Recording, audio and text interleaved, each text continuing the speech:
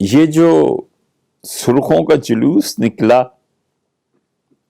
اسے بڑی دلچسپی سے مختلف ذرائع سے دیکھا، خبریں پڑھی، اور تھوڑا سا افسوس بھی ہوا۔ افسوس اس بات کا کہ ان سرخوں کو خود نہیں پتا تھا کہ ہم کیا کرنے چلیں۔ کسی نے چابی گھما دی پیچھے سے، اور وہ چابی گھمانے سے وہ موٹر سائیکل چل رہا ہے یا گڑیا ناچ رہی ہے یا کیا ہو رہا ہے، یہ چابی دوسروں کی دی ہوئی تھی۔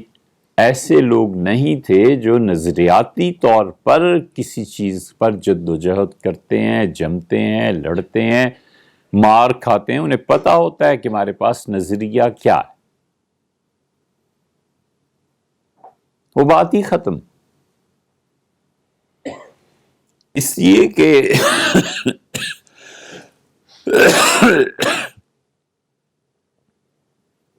نظریاتی آدمی اور ہوتا ہے۔ کئی ایک نے پوچھا، باقاعدہ اس جلوس میں جا کر انٹرویو لیے کہ تم کیوں آئے ہو؟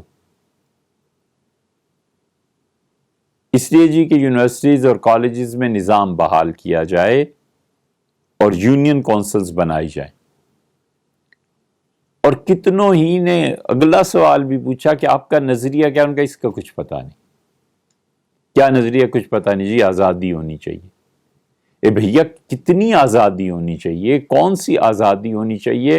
کوئی نظریہ ہو تو پتہ ہو نا، بس وہ اندھا پن ہے۔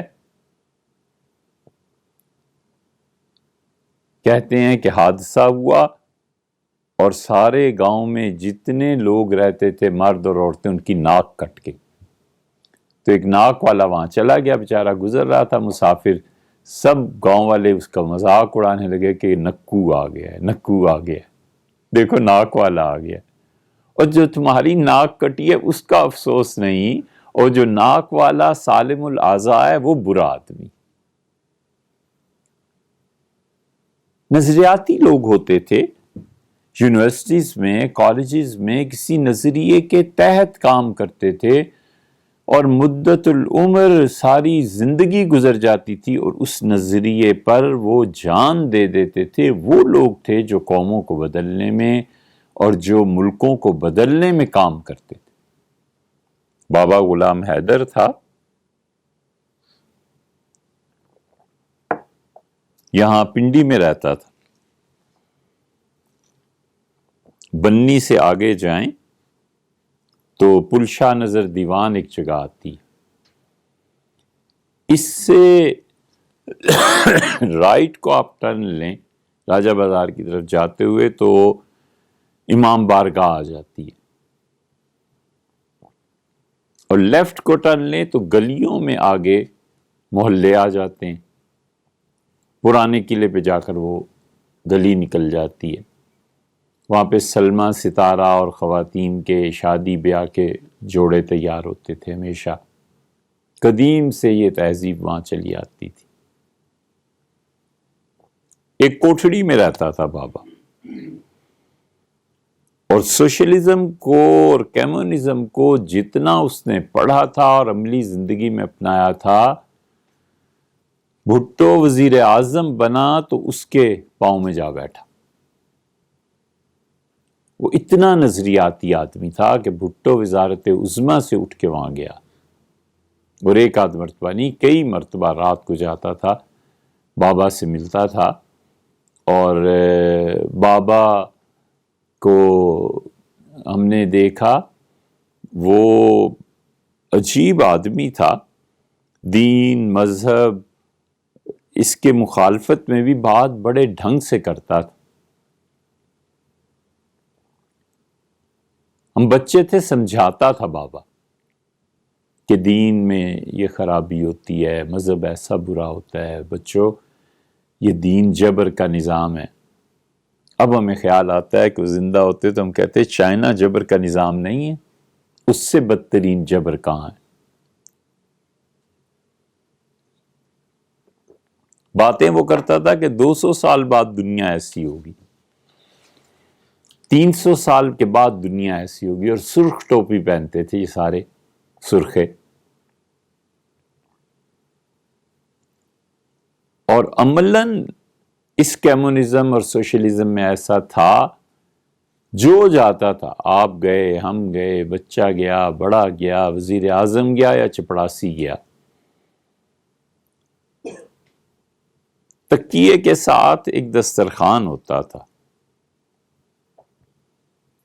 اور دسترخوان میں سے روٹی نکالتا تھا، کہتا تھا روٹی کھائی ہے، تو آنے والا کہتا تھا جی کھائی ہے، بس پھر روٹی لپیٹ کے رکھ دیتا تھا، کہتا تھا نہیں کھائی، یا دوپہر ہے یا گھر جا کے کھاؤں گا، تو اچار، چٹنی، کوئی بھی چیز، آدھی روٹی، کہتا تھا آدھی میں نے کھائی ہے، آدھی تم کھاؤ میرے بھائی، یہ ہر ایک کے ساتھ کرتا تھا۔ کوئی بھی بات کرتا تھا تو کہتا تھا پہلے بتاؤ روٹی کھائی ہے، پیٹ بھرا ہوا ہوگا نا تمہارا، تو پھر ہم ایک دوسرے کو سمجھ سکیں گے۔ یہ گویا عملاً ایک کمیونزم کی تربیت تھی کہ روٹی کے لیے بات کرنی ہے، سب سے پہلے کھانا ہے، رزق ہے۔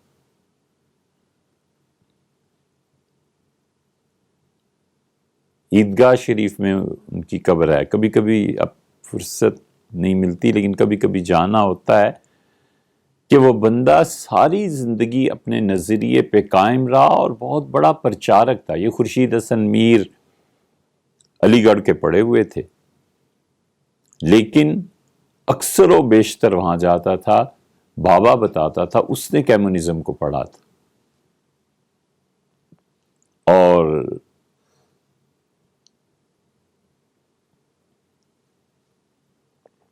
سبط حسن رضوی،